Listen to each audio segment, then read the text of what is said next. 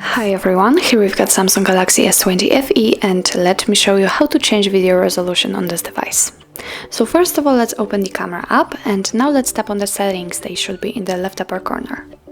Now let's scroll until you'll find the video section, and here we've got 3 video sizes to customize. First of all, we can customize the rear video size, front video size or pro video size.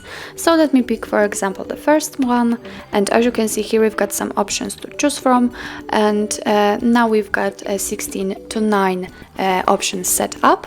In order to change it, just tap on the one you want to use, for example this one. As you can see, it is immediately marked. But let me get back to this one. Here we can tap on the resolution, and as you can see here we've got much more options to choose from and to set.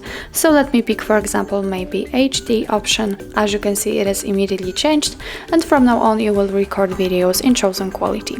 The same situation will be with, for example, the front size video.